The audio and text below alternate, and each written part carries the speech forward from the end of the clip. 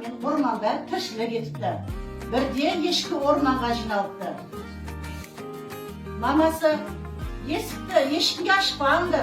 Мен қайтып оралғанда есікті қағып, лақтарым, шынақтарым, есікті ашыңдар, аналарың сендерге сүт әкелді деп ән саламын дейді. Осы кезде ешкі үйінің маңында қасқыр жемтік іздеп жортып жүрген.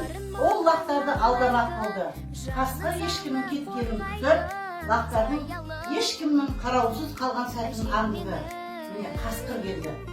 Қасқыр іске адамға келіп, жіңішке дауыспен ән салу үшін тамағын қағып беруін сұрады. Ісіне таң-тамаша болды, бірақ тамағын қағып, оның дауысын жіңішкертті.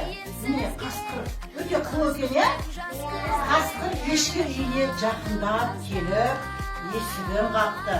Сонан соң жіңішке, нәзік даусымен мама сияқты айтады,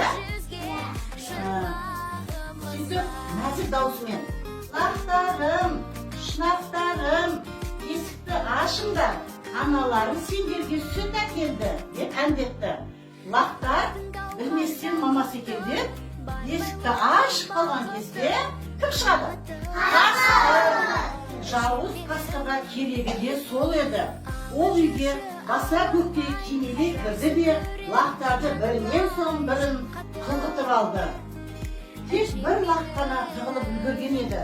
Тұтия қасқыр 7-ші лақты ұзақ іздеді, бірақ таба алмады. Ешкінің кететін уақыты болып қалған болатын. Сондықтан ол зыта жөнелді.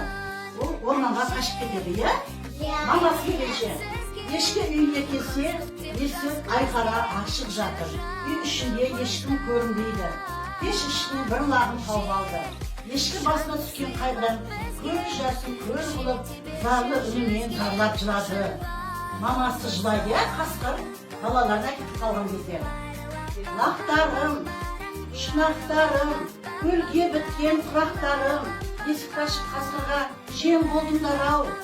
Ешкі қасқырға келіп: сен бе менің лақтарымды жеп қойған деп сұрады. Қасқыр оған: сенің лақтарыңды жеген жоқпын деп жауап қатты. Жемегеніңді дәлелде, кел екеуміз мына ордан секірейік. Егер сен менің лақтарымды жемесең, онда оңай секіріп кетесің дейді ешкі. Қампиған қарынмен ордан секіру қасқырға қиын түсетінін белгілі ғой, амал қанша секірді. Бірақ өзін-өзі ұстай алмай, тура ыстық шоқтары бар орға құлады. Қарны жарылып, одан кімдер түседі? Лақтар түсіп қалады, Ор болып, олар аналарымен шұңқырасып табысты. Сөйтіп, ешкі не істеді?